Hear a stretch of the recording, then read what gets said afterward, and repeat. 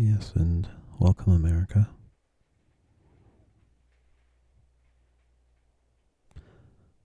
Please, let's get started. What are you bringing me today?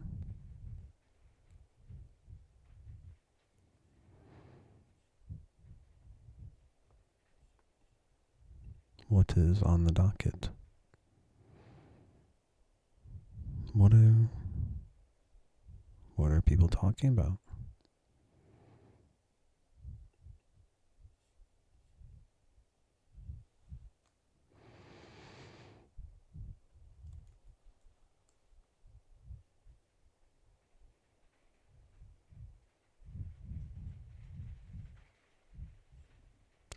What is worth talking about?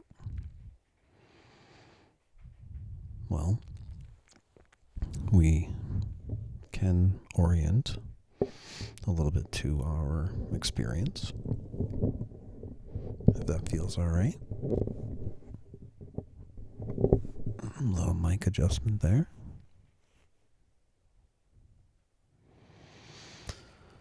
So, America, we are going to do what is called a float back. The things that are being talked about right now are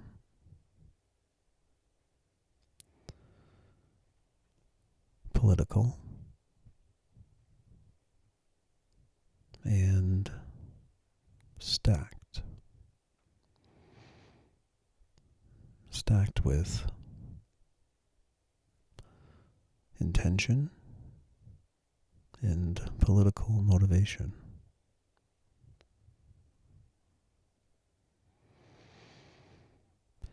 And the thing that is getting you most about the other party, whatever that may be, whatever belief they hold, reason why you don't like their policies or how they would do things or how they live their life, in usually opposition to yours.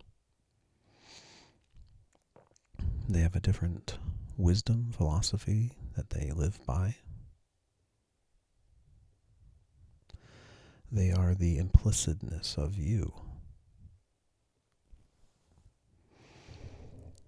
And America, in America, we have positions of power and of control and of mechanisms of action and responsibility. And we try to work together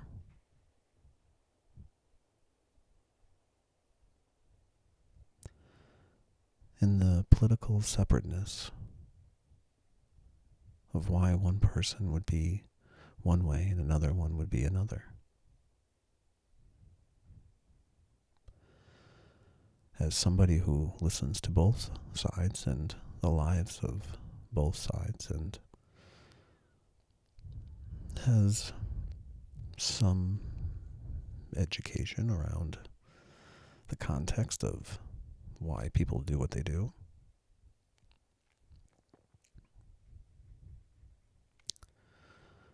there's another important factor that we're not always considering and or thinking about because it's more, I would say, 5-dimensional.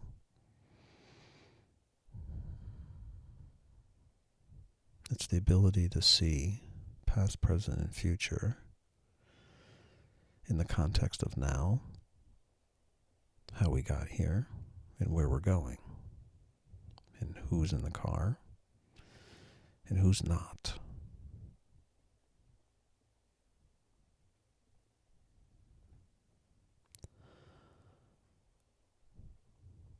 As far as I can tell, America, we're all not on the same page.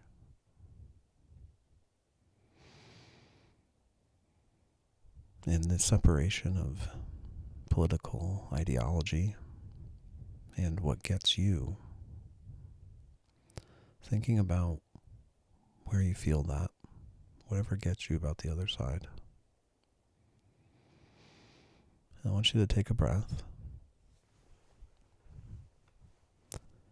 and go back in your mind, maybe a long way back, to when you first learned to feel like this. Maybe instances that you can remember.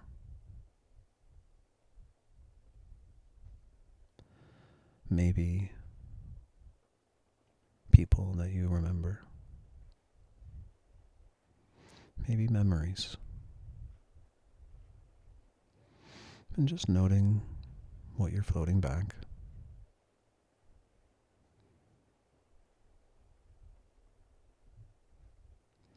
I imagine America,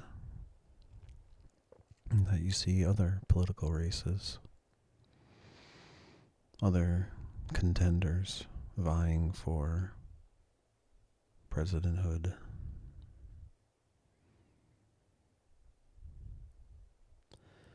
And one of the things that we have to be honest about is that there is a degree of education or experience that is required in a nation of laws. And as a nation of laws, there comes a time where we have to ask ourselves, who is making them? How they're making them? And why they're making them the way that they are. And it is often cited as precedent as to the decisions made previously to be able to know and to guide us as to what to do today, or at least the person who has to make the final decisions. And the judge that has to assess and evaluate the situation and the legal precedent.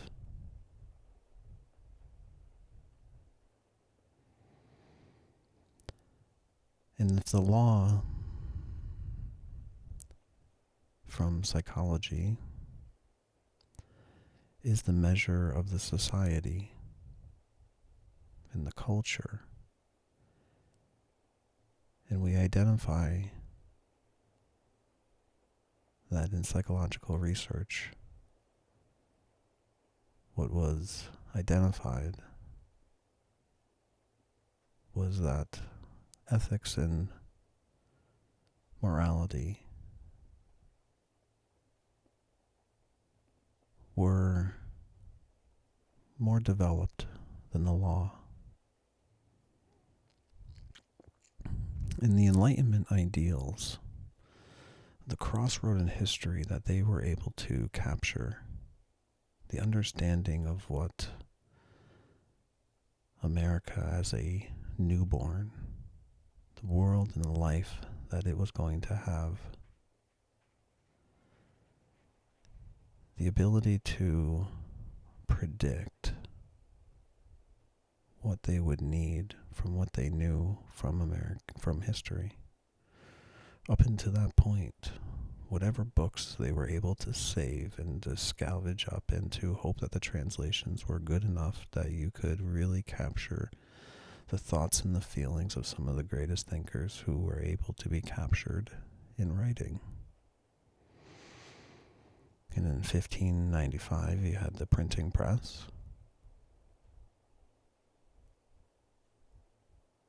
And people were able to publish any thoughts, any feelings. And standards arose as to who could write and what was truth and what was not. And writing became more available to everybody. Technology, pens, ink, mail, carrying, travel, stories. Oh, the stories. And the moral quandaries. The moral imperatives.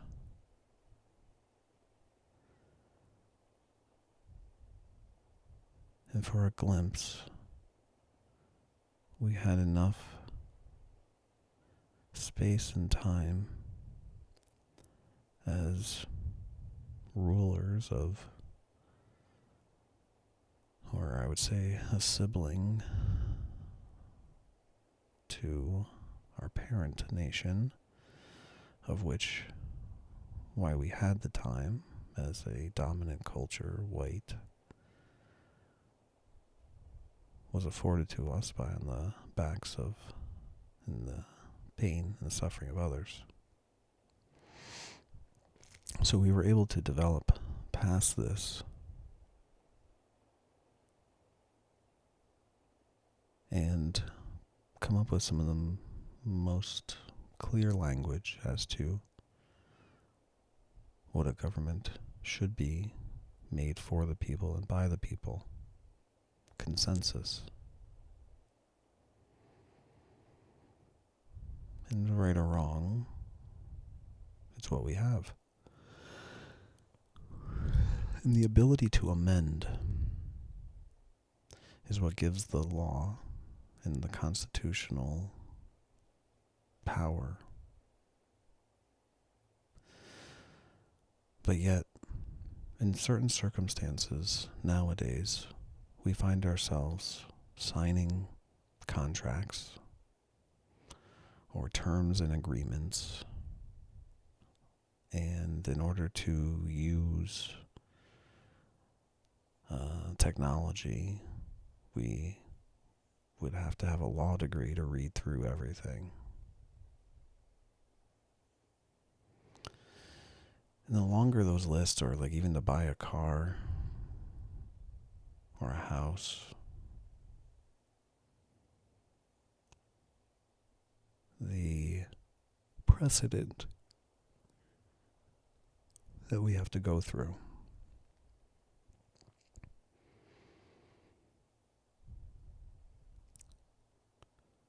The backlog of previous mistakes.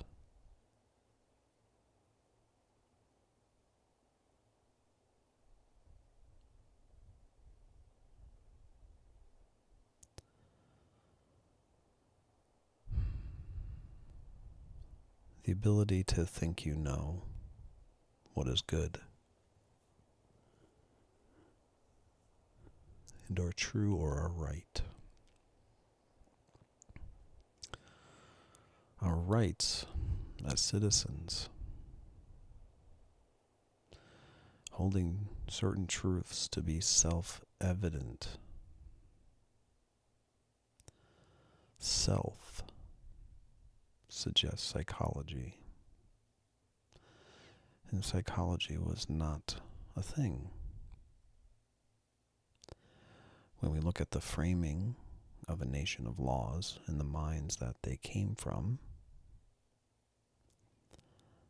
the biases and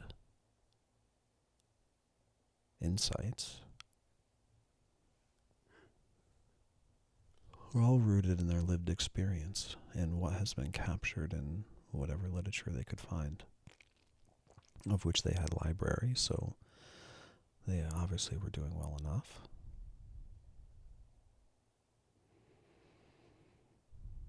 And the conception of View America and the bearing of you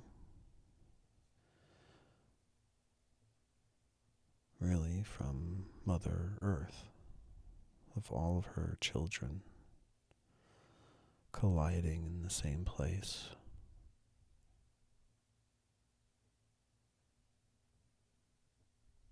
Mostly at the same time.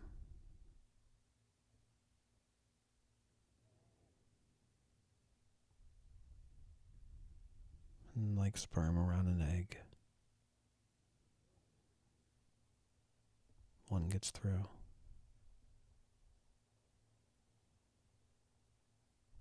And what becomes is you, America. Born out of people who wanted to leave, or had to leave, or had no other choice. The promise of nothing except wide open space.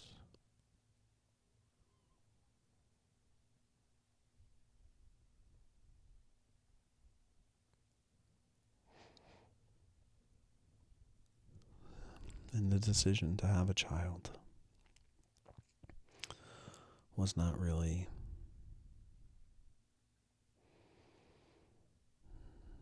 provided.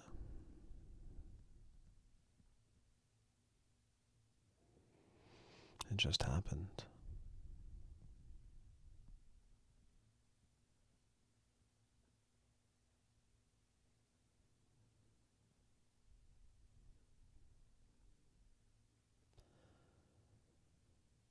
And blood had to soil the earth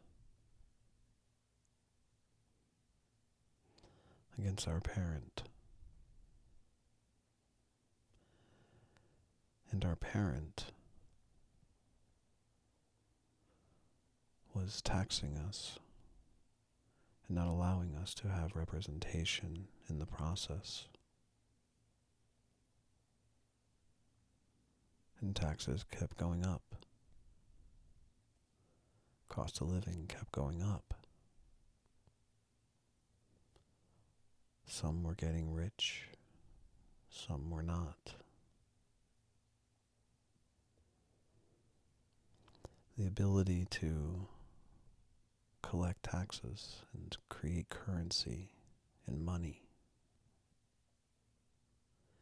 and the decision to either become like Europe in their economies, or to enter the stage from a more agricultural and noble way of living. An honest day's living off the land.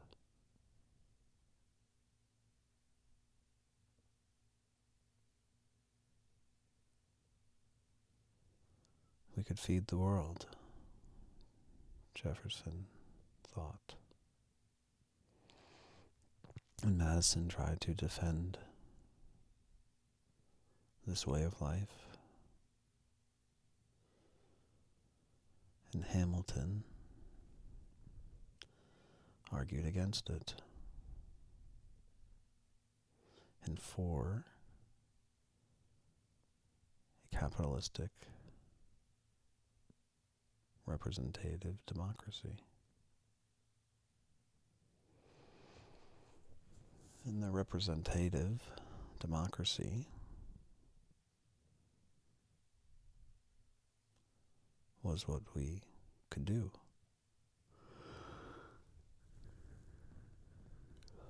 And it offers a solution.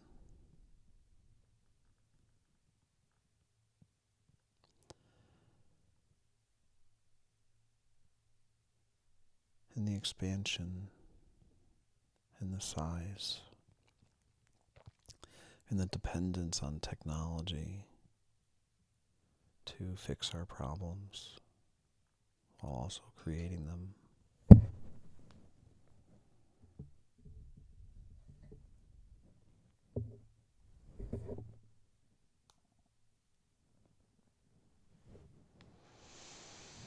It becomes imperative to know what is right and what is wrong for all involved.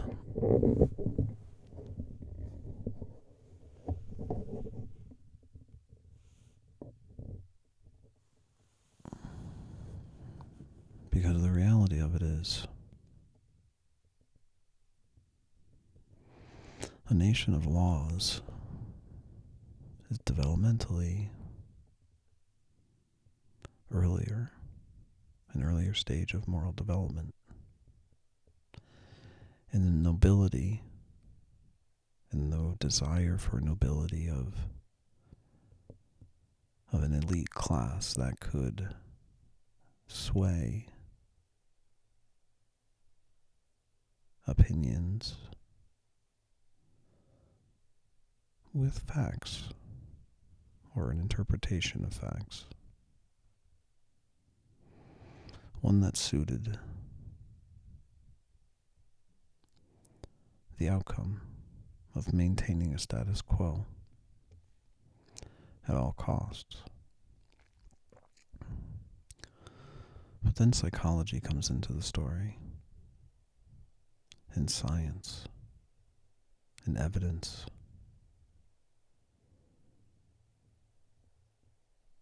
And science starts telling us a story, and the evidence starts telling us a story. Fossils and new professions. And yet the law remains as a developmental stage of the past.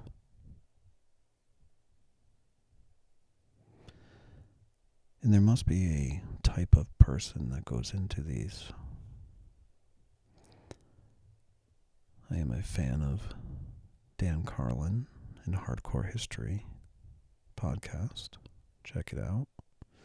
And he said that as a reporter, he would interview generals and military men and high-ranking officials. And he found that they were all very similar types of people, and we know from psychology that there's really only 5 personalities, big 5.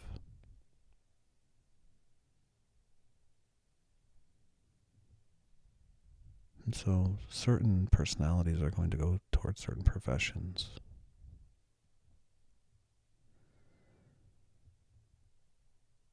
And what I would observe is that people who are living in the developmental range of 8 to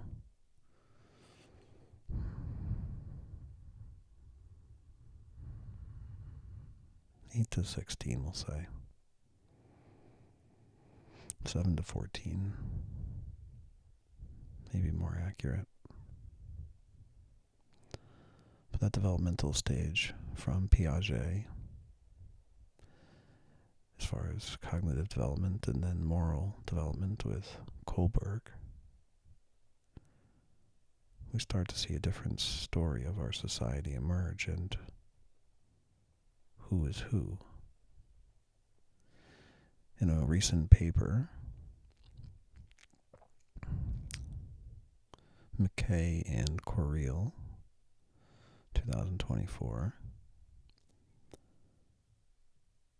Pseudoscience.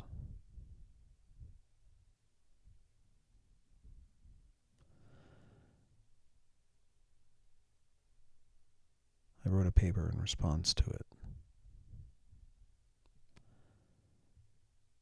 And it's a rather long paper, but it gets the point across.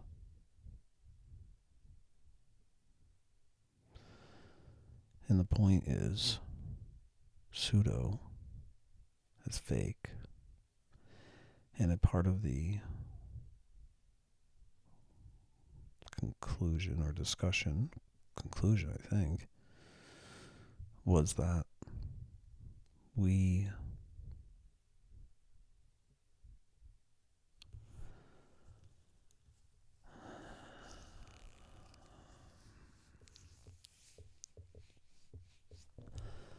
that people who follow or get involved in and or find value in a therapy called brain spotting, or an approach called brain spotting, or a agent of healing called brain spotting,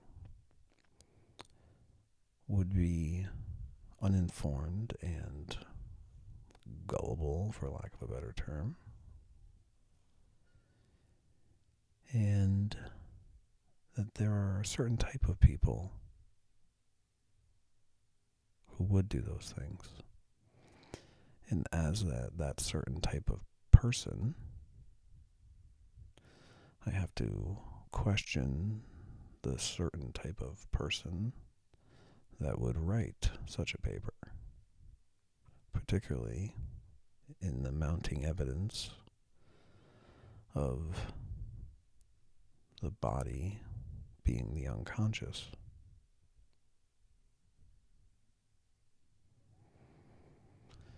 And the unconscious not being accurately defined by psychology, and our definition of it is that it is the body.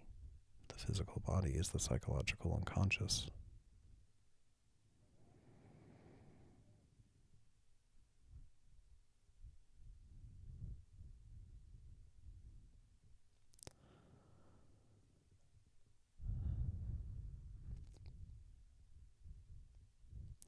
As psychology is coming into its own,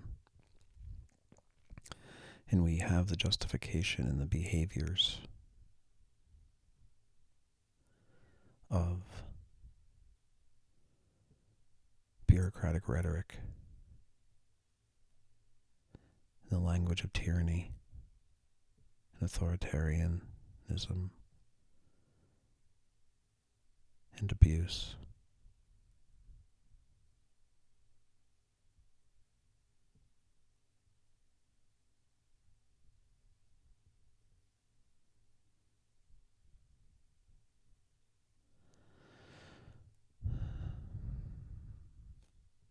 Those who know America know something more is about to happen. In your life, America,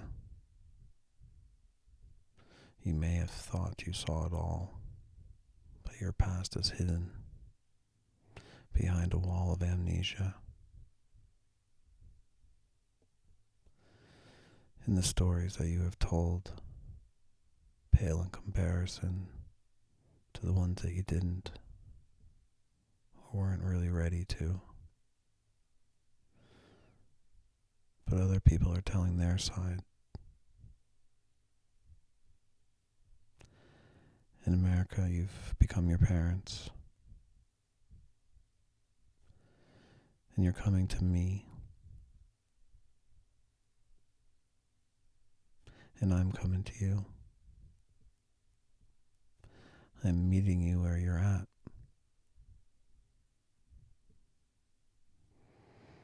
In America, you are ready for what I have to say. But you're not prepared.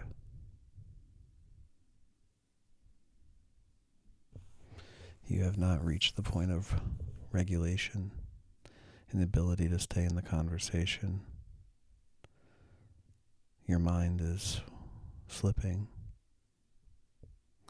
due to diet, due to poor education, due to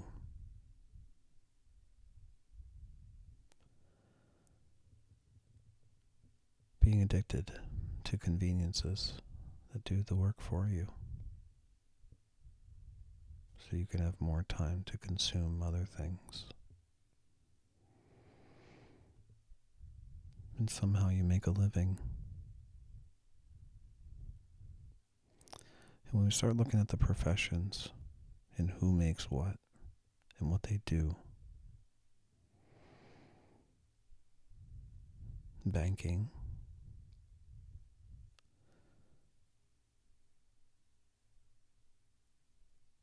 takes your money and invests it and profits off of your money, and you agree to it. Insurances charge you for things that might not happen or might happen.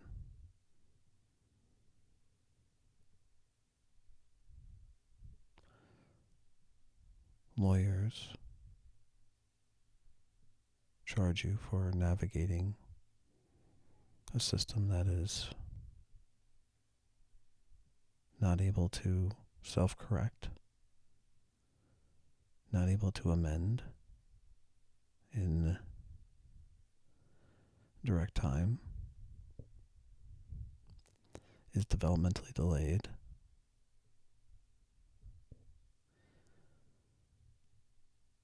and in this day and age will financially wipe you out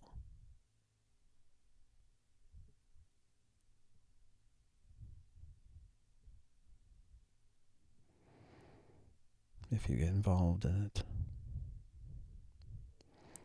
And there are double standards.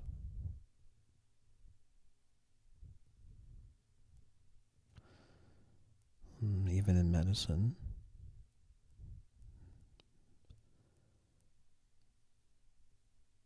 there are way too many variables with the body to think that we know much. But I do think we know a lot.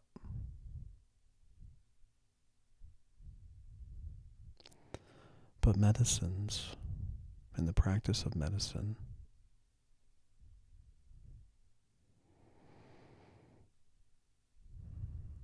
is not an exact science. Psychology is not an exact science. Healing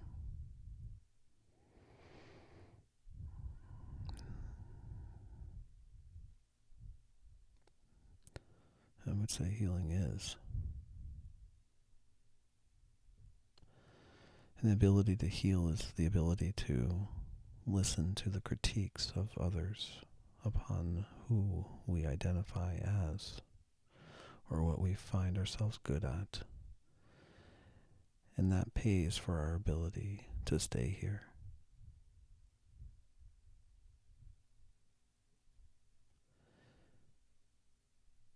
To rent, to buy food, to send our kids to school, to contribute.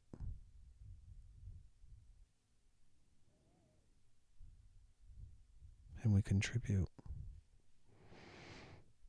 our money in taxes and our lives when we have to go to war. And ironically, war has not been declared since 1940, whatever, World War II. Yet we seem to have had wars.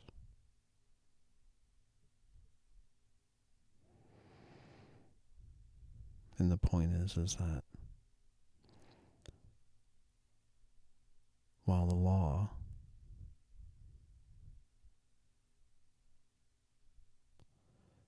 may be what we are a nation of,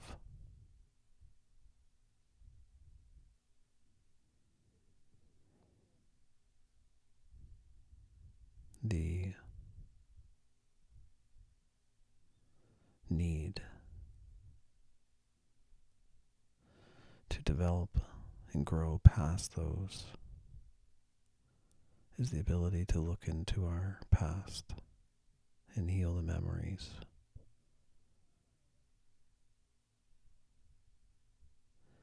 In America, as you listen, I hope you see the story of your life flashing by like scenes on a subway or a history book being flipped through. The story that is you, what you represent, your national branding,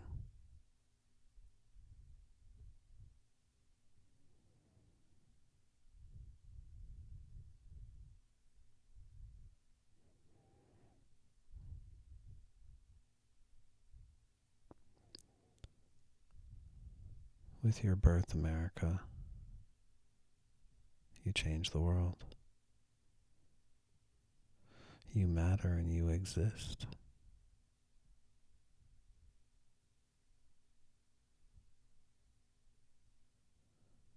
And healing is a part of your story as well.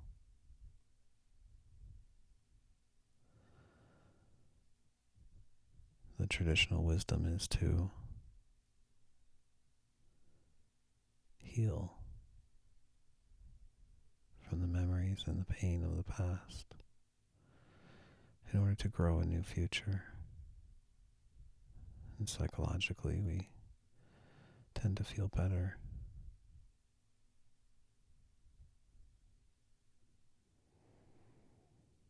when we take care of ourselves and speak up about what's right and wrong. Who can do what? As businesses sell us things we don't need, and we buy them as if some type of social contract.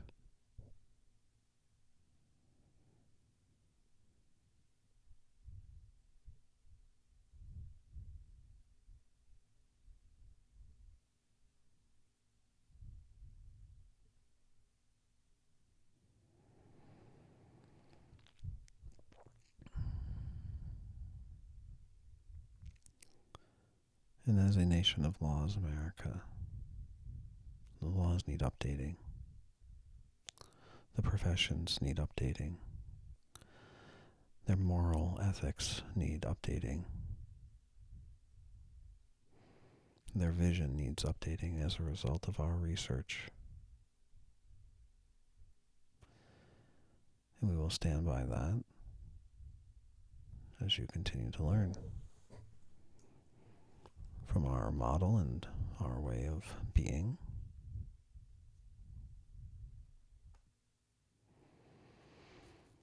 And so, America, we've opened up some memories. And I'd like you to put them into a container,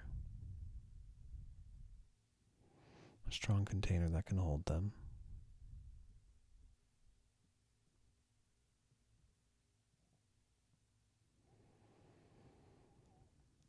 Taking a deep breath.